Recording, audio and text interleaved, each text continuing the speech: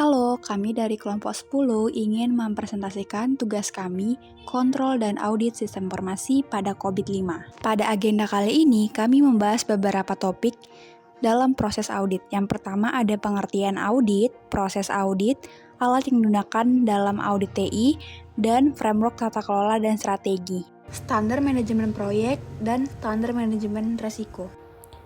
Audit teknologi informasi merupakan proses pemeriksaan formal, independen, dan objektif terhadap infrastruktur serta sistem informasi dalam suatu organisasi.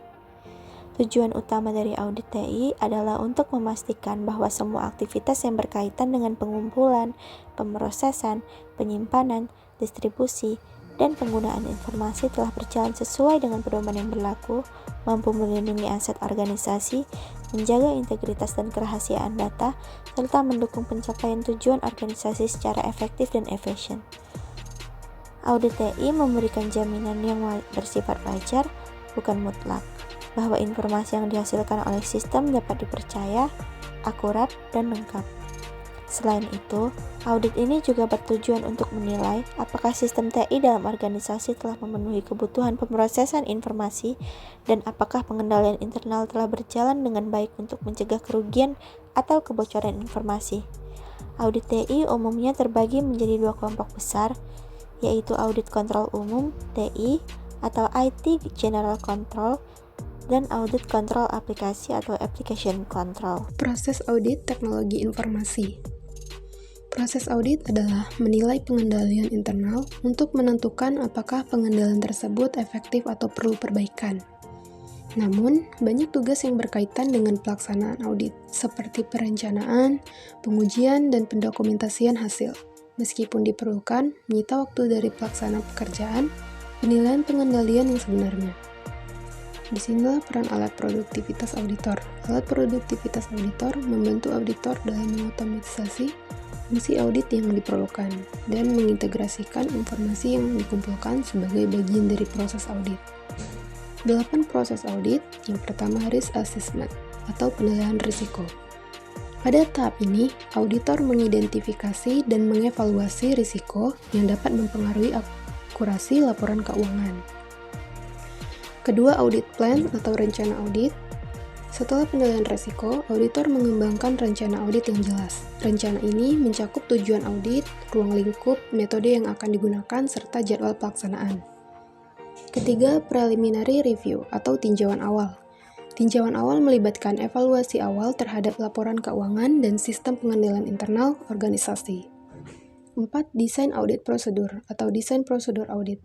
Pada tahap ini, auditor merancang prosedur audit yang spesifik untuk menguji risiko dan pengendalian yang telah diidentifikasi. 5. Tes kontrol atau uji pengendalian. Auditor kemudian mengevaluasi efektivitas pengendalian internal yang ada. 6. Substantive testing atau pengujian substantif. Pengujian substantif dilakukan untuk mengumpulkan bukti yang mendukung pernyataan laporan keuangan. 7. Dokumen result adalah sebagian pengujian dilakukan, auditor mencatat semua temuan dan bukti yang dikumpulkan. Dokumentasi yang baik yang sangat penting karena ini menjadi dasar untuk kesimpulan auditor dan opini yang diberikan. 8. Communication atau komunikasi.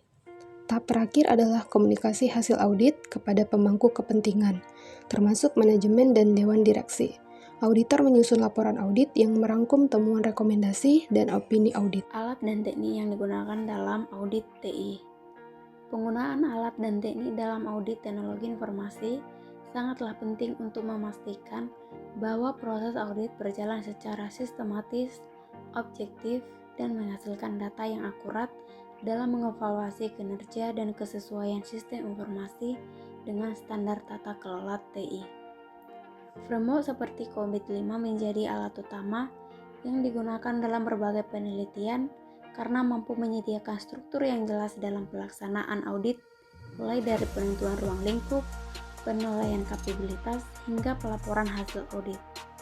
Audit teknologi informasi memerlukan berbagai alat bantu dan teknik untuk mengevaluasi sistem informasi dan kontrol TI secara akurat. Alat dan teknik yang digunakan dalam audit. Yang pertama ada computer aided auditing technique. yang merupakan salah satu metode yang mendukung auditor dalam pengumpulan dan menganalisis data secara lebih efisien dan akurat.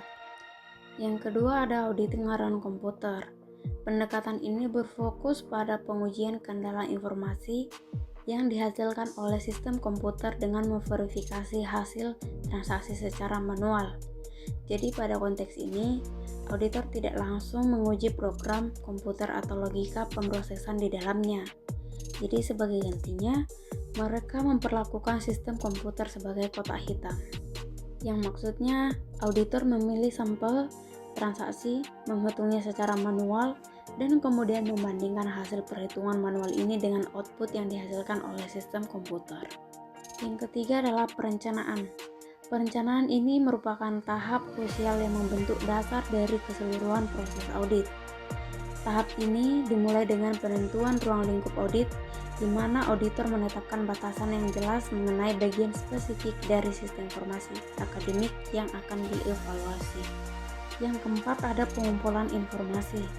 Pengumpulan data dipandang sebagai aspek fundamental dalam pelaksanaan audit sistem informasi. Kualitas data yang diperoleh secara langsung mempengaruhi tingkat akurasi dari audit sistem informasi yang dilaksanakan. Oleh karena itu, pemilihan teknik pengumpulan data yang tepat menjadi sangat penting. Yang terakhir ada evaluasi. Evaluasi merupakan bagian penting dalam audit sistem informasi yang sangat bertujuan untuk melakukan perbaikan pada sistem informasi yang telah diterapkan. Proses evaluasi ini melibatkan pengumpulan dan analisis data yang dalam penelitian ini dilakukan melalui penyebaran kuesioner kepada pihak-pihak terkait. Selanjutnya, framework tata kelola dan strategi TI.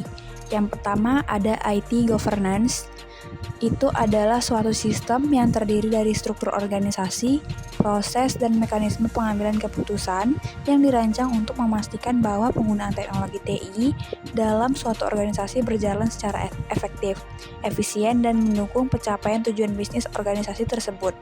Yang kedua, ada kerangka kerja dan tata kelola TI. Tata kelola TI merupakan suatu struktur hubungan dan proses yang mengarahkan serta mengendalikan organisasi dalam mencapai tujuannya. Yang ketiga ada COBIT. COBIT adalah Control Objective for Information and Related Technology, adalah panduan standar praktik manajemen teknologi informasi dan kerangka bisnis untuk tata kelola dan manajemen perusahaan IT.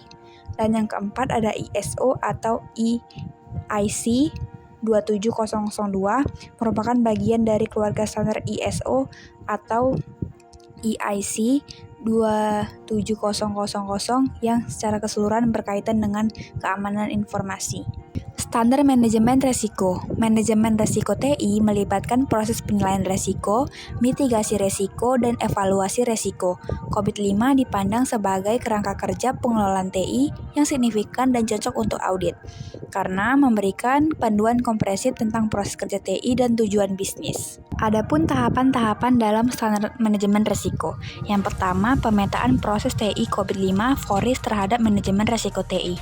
Yang kedua, pemetaan tipe resiko pada layanan SMD yang disediakan oleh COBIT 5 FORIS, yang mencakup 3 tipe resiko, yaitu IT Program and Project Delivery Risk, IT Benefit or Value Enablement Risk, dan IT Operation and Service Delivery Risk. Yang ketiga, ada pemetaan kategori resiko yang mengacu pada standar COBIT 5 FORIS yang memiliki 20 kategori resiko TI. Yang keempat, ada analisis faktor resiko yang mencakup penentuan kategori resiko dan penentuan faktor penyebab resiko, atau analisis manajemen resiko pelayanan sistem manajemen dealer VR. Standar manajemen proyek. Standar manajemen proyek yang dijelaskan meliputi beberapa elemen kunci. Yang pertama, pentingnya perencanaan proyek yang matang. Ini mencakup identifikasi ruang lingkup proyek, penjadwalan, alokasi sumber daya, serta estimasi biaya. Proyek harus memiliki dokumen perencanaan yang jelas dan terstruktur agar menjadi acuan dalam pelaksanaan. Pelaksanaan proyek harus sesuai dengan rencana yang telah disusun dan didukung oleh komunikasi yang efektif antar tim, pelaporan kemajuan, serta mekanisme pengawasan dan kontrol mutu.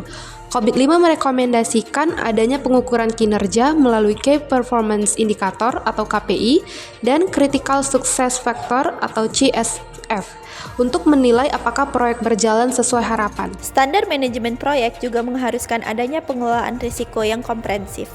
Ini berarti bahwa potensi risiko harus diidentifikasi sejak awal, dianalisis dampaknya, dan disusun strategi mitigasinya. COVID-5 memberi kerangka untuk pengelolaan risiko TI secara sistematis melalui domain IDM, evaluate, direct, and monitor, dan APO, align, plan, dan organize. Sekian dari kami. Penjelasan tentang kontrol dan audit sistem informasi pada COVID-5. Berikut adalah tampilan member dari grup 10, di mana ada saya sendiri selaku Mutia Nurrahma, dan Sri Nindya Utami, Natasha Melian, dan Hertati Disi Togatorom. Terima kasih.